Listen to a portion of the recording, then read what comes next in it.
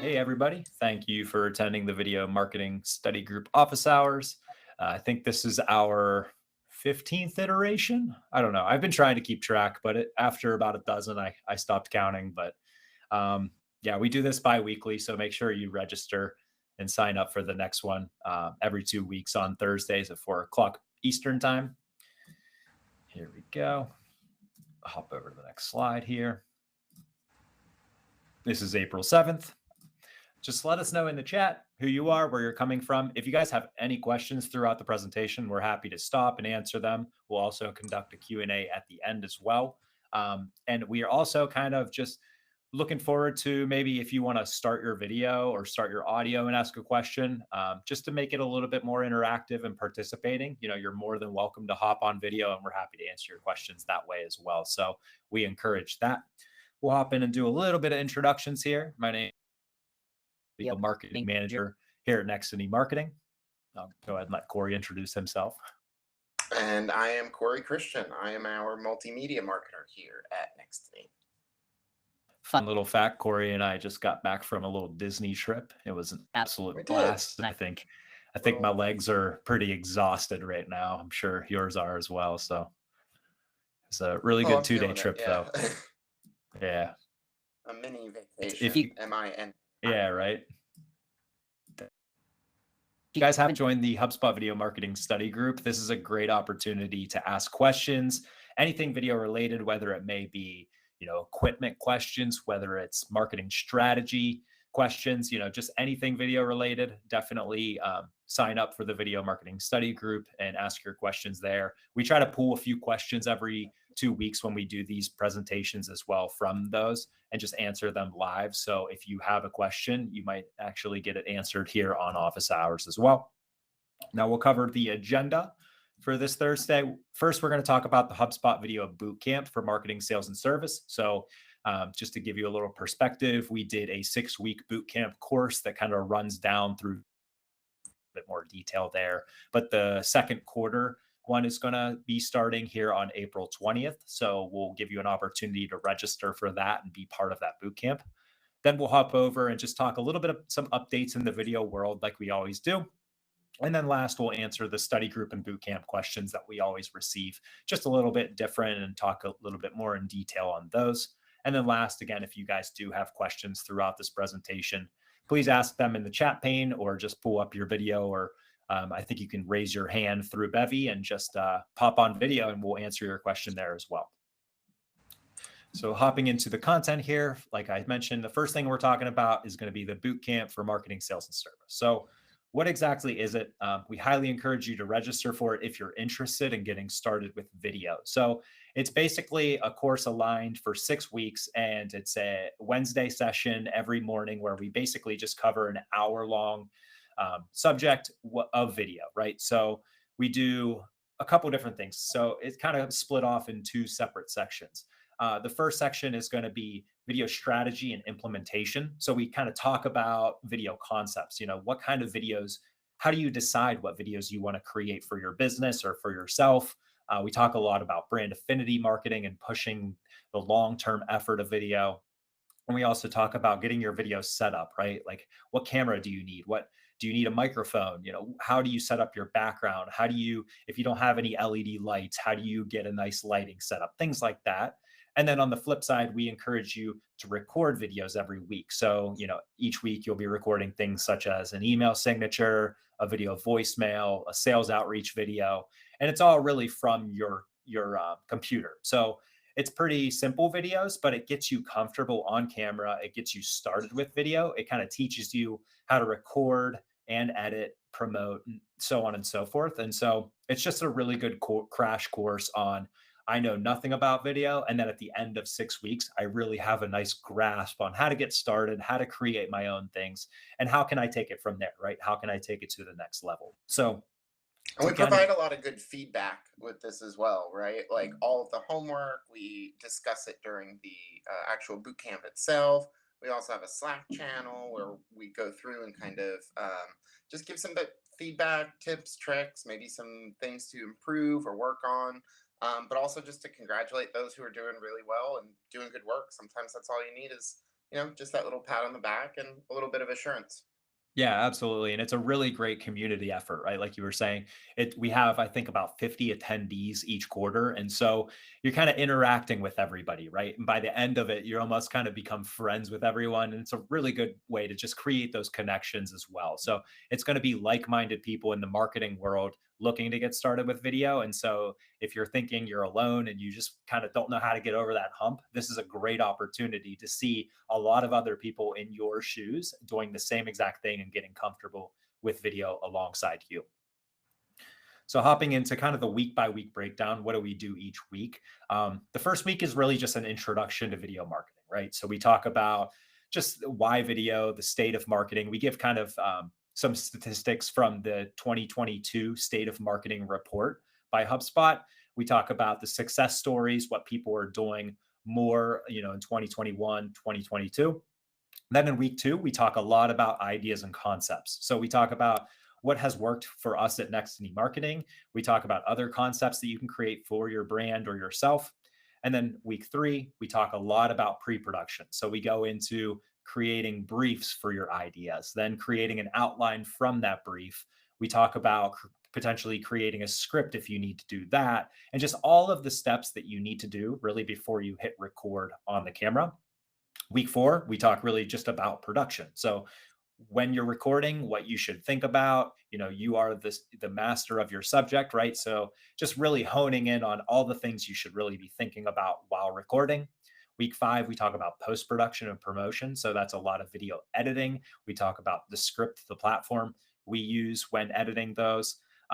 We also talk about where to host your videos. So whether it be YouTube or Vimeo or Wistia, whatever that may be. And then the last week, we go into measuring success. So, how do you look at all of the statistics of your video and determine if it's successful, how you can make it better from all of the analytics there? So, it's really just a week by week breakdown, and it gives you kind of that step by step, workload where you understand at the end of 6 weeks, hey, I know how to, come up with the video concept. I know how to create all the documentation beforehand, so I'm prepared. I know how to record it. I know how to edit it. I know how to upload, promote it, and analyze it. So, really good all in one rounded boot camp for video. All right. And that's a good kind of segue here. We did a hug. So it's a HubSpot user group video. It's about an hour long, and we did a whole recap on March 24th. So we do have a recording of that. If you do want to kind of just get a little bit more detail and understand kind of that week by week breakdown and what we go over in that, you can check out the hug, and it'll give you a really nice recap of really the entire Q1 bootcamp that we did. And again, Q2 is starting on April 20th. So I know we have registrations currently open for that. If any of that sounds interesting to you, we highly encourage you to register. And again, you're just going to be hopping on video every week, and we're going to be going through it all. So definitely register for that. Okay, on to the next topic here. We're just trending topics in video, what's going on in the current video world. And the first thing I want to talk about is a Descript feature. So Descript is an editing platform that's a really nice low bell curve to learn. And that's what we utilize in the bootcamp. That's how we record our videos. That's how we edit the videos and everything. And there's a feature that's really interesting that's very unique to this editing platform.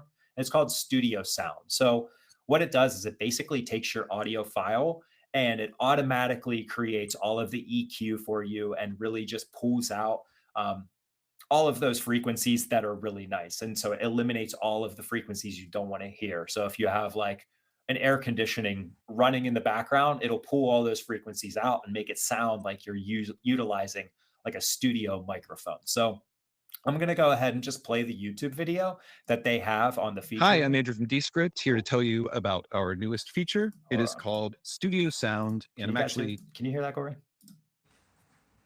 The video's not showing. We've got audio. No video, just audio. Hi, I'm Andrew from Descript, here to tell you about our newest feature. Well, it's actually It is great to called hear through Studio audio, Sound, so. and I'm actually using it right now. Here, I'll turn it off so that you can hear the difference. So as you can see, I'm actually recording in an echoey room with just a basic iMac microphone. I'll make this worse and turn on an air purifier. So I'm doing everything wrong. But now when I turn on Studio Sound again, you can see that it takes care of everything. So this is noise reduction, but it's actually a lot more than that. So that should give you a good idea, right, of what studio sound does. Even though the video is not showing up there, you can still hear everything audibly and hear just how big of a difference it is. And it's a one-click feature. So this is also a free feature within Descript. Descript, you can download it for free, throw an audio file into it, implement studio sound on it, export it, and it's completely free. So we definitely highly encourage checking out Descript, because if you're interested in that boot camp, you can actually just kind of get a head start and start learning Descript, and we utilize all of that on all of the videos through the bootcamp. So definitely check out Descript, check out Studio Sound. It's a really great feature. Jumping into the next subject we're going to talk about is Adobe Summit. Now, Adobe Summit was that kind of like Adobe's in-person workshop. What would you call that, Corey? I'm trying to think of the word at a loss here. Like a convention almost. Yes. And it was like March 15th through 17th. And basically, it's all digitally now. So it's all online. And basically, just wanted to cover some takeaways really from that, because we attended a number of classes. And the biggest thing that I found was the metaverse is really becoming a thing. And I'm not too inclined, like, I don't really truly understand the metaverse, and I don't know how video is going to evolve.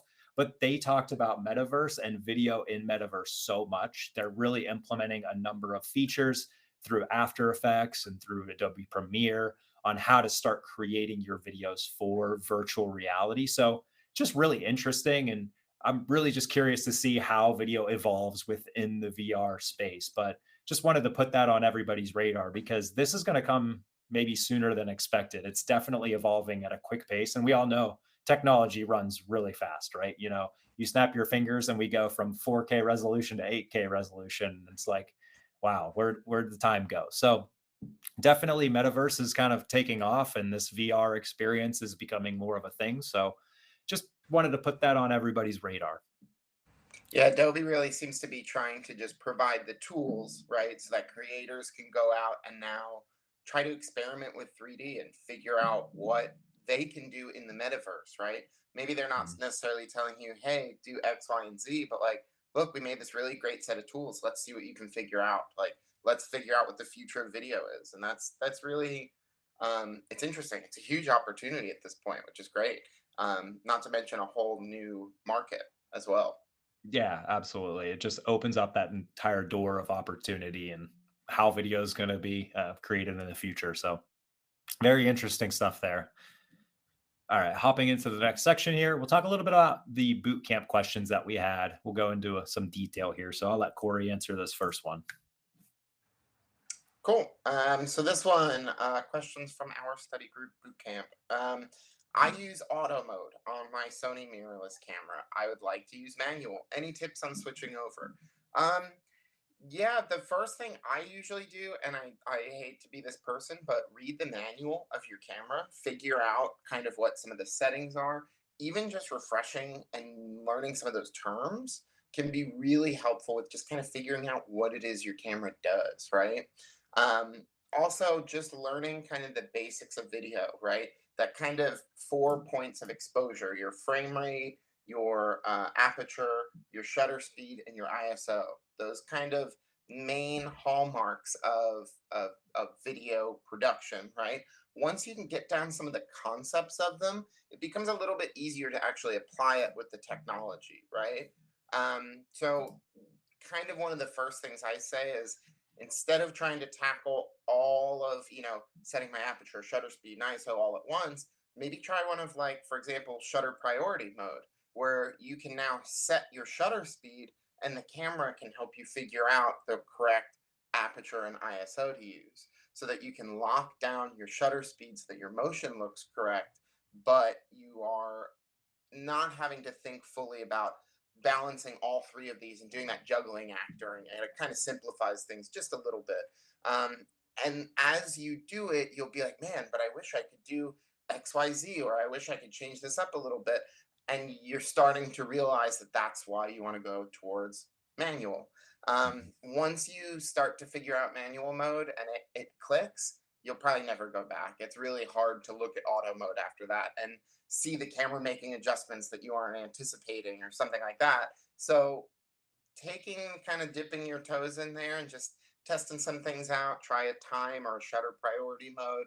That is a really great option for getting started with this. And that's any camera, really, right? Not just Mhm. Sony's, not just mirrorless. That's a tip that works for everybody.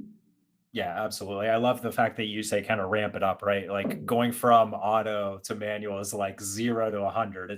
It's like never driving a manual vehicle, only automatic, and you hop into one and you're like, I can do this. Like it's no Like a problem. Ferrari.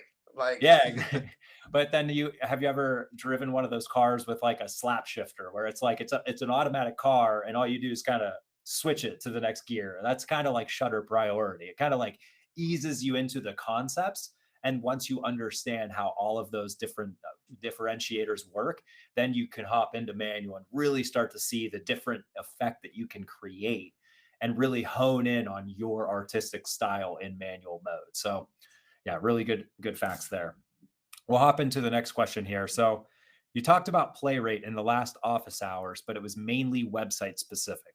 How can I increase my plays on my YouTube channel? And absolutely, yeah, we talked about play rate in our last office hours a lot. And I kind of talked about tips like, maybe moving the video up in front and center on your homepage, making it larger, right? The embed of everything. But I guess, yeah, that doesn't really relate to a YouTube channel or just growing something externally, not on your website. So the biggest thing is if you want to increase your overall plays on all of your videos, the biggest thing is consistency, right? You need to make sure you're creating videos on a consistent basis.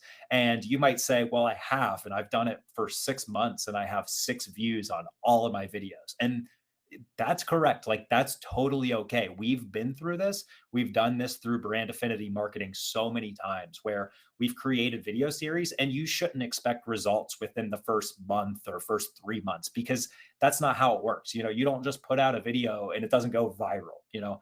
Most people put out a video, they have 2 plays on it, they get a little bit disappointed and then they stop creating video because they don't see any sort of factor from it. Right. So when you start to create videos on a consistent basis, you really start to set that expectation. You might grow a few followers here and there, but once you kind of hit the nail on the head, and it'll happen, it might happen at 7 months, it might happen at a little over a year. You just don't know. But the timing of one of the subjects of your videos might be very relevant, or you might upload a video and then 5 months later, the subject of that video becomes super popular. It starts trending on social media, and then people start searching that, find your video.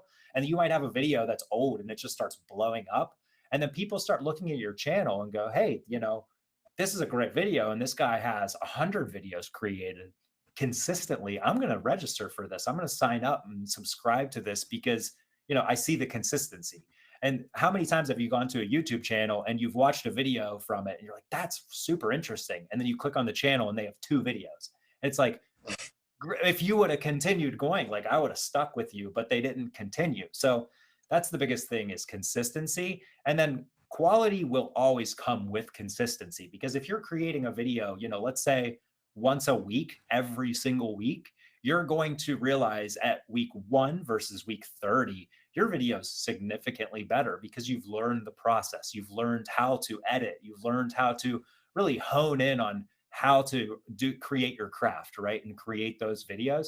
And so quality will just come naturally, but consistency is definitely the biggest thing when it comes to just increasing your overall play rate and just getting those just people clicking the play button on your channel. That's really the key to successful growing your channel there.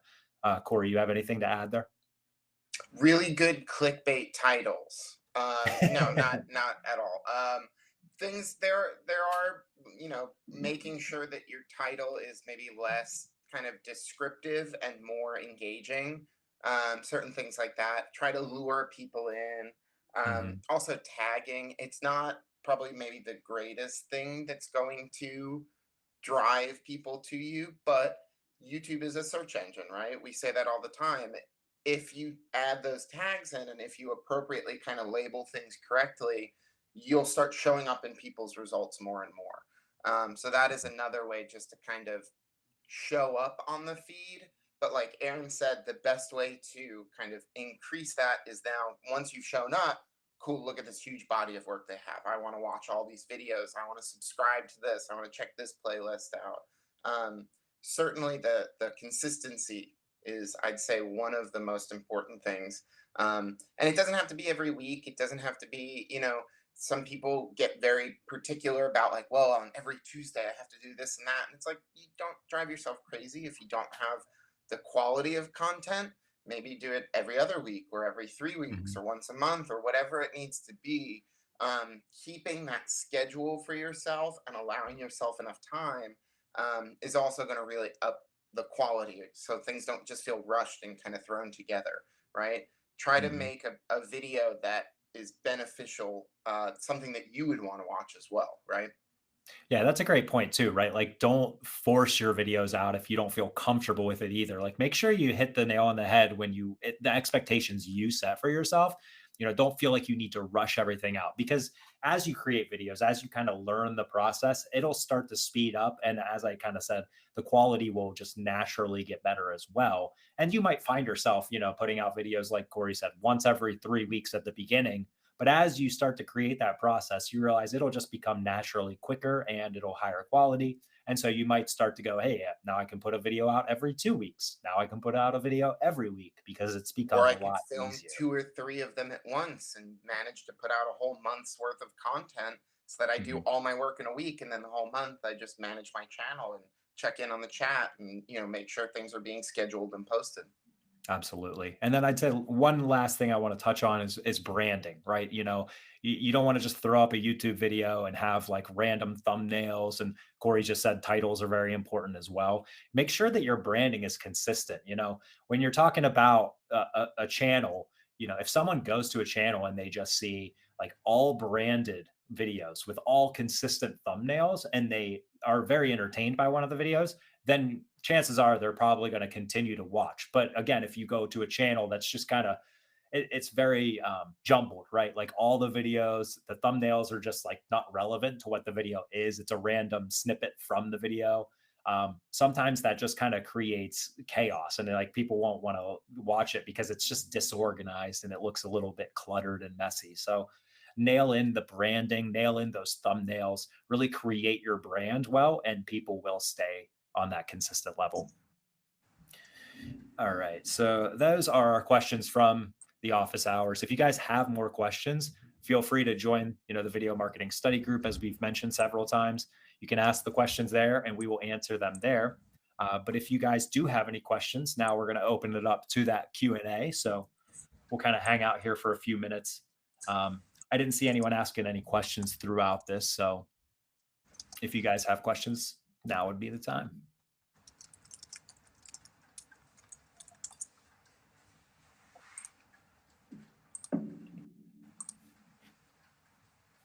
I should say, if there's any attendees here, is anyone interested in the boot camp? Let us know in the chat if that's something that sounds interesting, if you're curious about joining that. All right. Paulina asks, will you cover anything regarding coming up with the ideas and passing it out to outsourcing?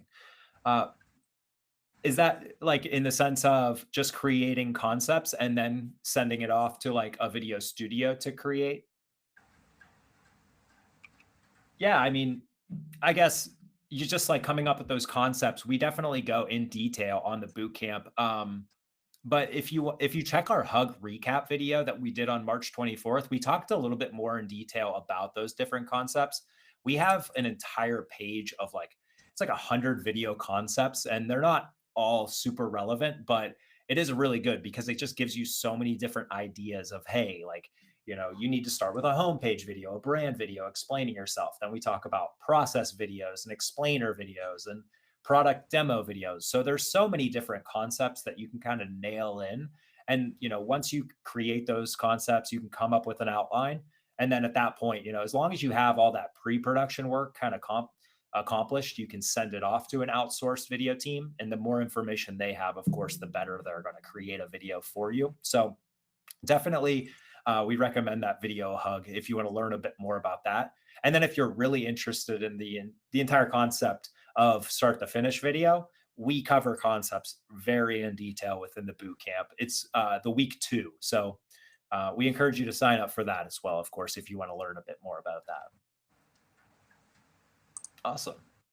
All right, Matthew sent in a question here. In terms of video marketing strategy, what are some of the key things you would recommend are essential in order to get best from your video content? So chat's slinging in there. Essential.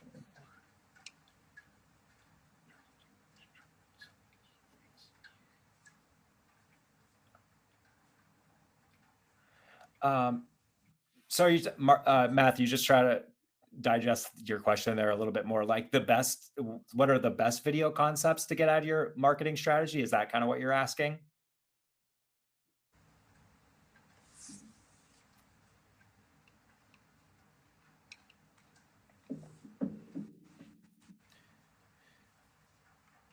I would say just touching on that one of the things that I noticed that was most important for a lot of students from the last boot camp was the pre-production. So creating briefs, actually putting down on a hard, like, get a piece of paper out, make a Google Doc, whatever it is you need to do, but actually mark down an outline, mark down dates, mark down whatever kind of information you can kind of formalize. That tends to be really helpful. Even if you're not necessarily going the full route of completely scripting, having kind of an idea of where you're going to go with video and how you're going to actually produce it tends to make a lot of other things a little bit easier, because the more pre-production you do, the less questions you'll have in production and post-production. So absolutely, that I'd say in terms of kind of strategy itself, I would say that that's always really important. And then I see like getting more businesses to buy into your video, right? That's really good in the sense of once you start creating videos, and then of course, as time passes along, you'll be able to measure your analytics and measure the success from certain videos. And then if you have one really successful video or one kind of, we have like a case study where we had a really successful video. And so we're able to kind of show that case study off and show, hey, this is kind of the formula we're aiming for. As we create your brand, as we start to create those videos, this is kind of how you buy into it and how you start to create it a little bit better. And just honing in on those analytics and showing the success. We have a case study actually where we showed off a really high production video was on a website of our clients, and we didn't capture that video. They hired an outsourced video team to shoot it. It was super beautiful, but it really wasn't like directly towards the messaging of what they were selling. It was really just kind of beauty shots of the overall resort. It was like a resort company. And so we went in and we started just like shooting the attractions. We captured, just everything that was a lot more straightforward. It wasn't as beautiful, but it was a lot more direct in what, you were getting as a customer. And the success actually doubled. So we went from a closing rate of about like 3% to like 8%, just by looking at the analytics and understanding that people watched the video and then they directly went to the contact page, reached out, and then converted as a customer. So when we saw that success story, we really started to realize, hey, this is something we can create a case study about and show off to potential clients in the future. So that way, when they say, well, why should we start creating video? And we'll say, hey, you can increase your closing rate through video just by creating these simple videos. So that's definitely another thing as you create these videos. And if you find any sort of success story, try to create a case study and you can present that to potential future clients as well.